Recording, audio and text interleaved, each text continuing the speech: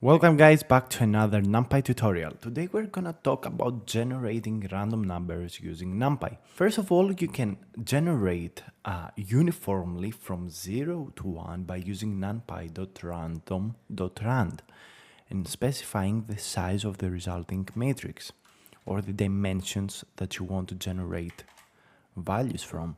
So we can see here by specifying 3.3, you want a matrix of dimensions 3.3, meaning 3 rows and 3 columns. And we can see that each position, each cell in this matrix has values from 0 to 1. And these values are generated uniform at random. You can also do uniform generation of integer values within a range. For example, you can use numpy.random.randint, that stands for random integer. You specify the upper bound and the lower bound. So the lower bound will be 0 and the upper bound will be 10, and 10 is not going to be included into the generation. And also you specify the shape of the resulting array. If you run this command, you can see that the values are quite random and they're from 0 to 9. Setting a default random generator. You can use np.random.default_rng and sample from it. And this the newer actual method of doing random generations. So you can do rng.integers and again specifying the range of values and the resulting shape. And this is the same with numpy.randint.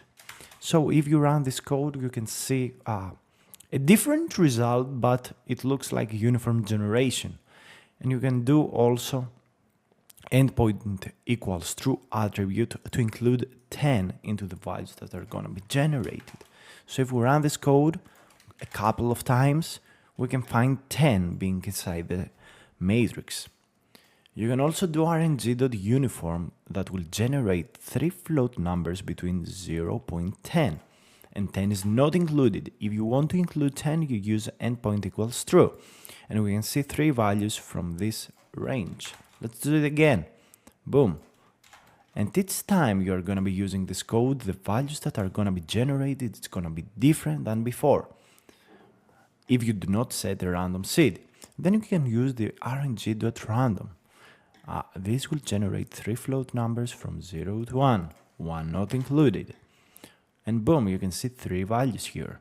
And finally, you can use the standard normal to generate float numbers from a standard normal distribution with mean equals to 0 and standard deviation of 1.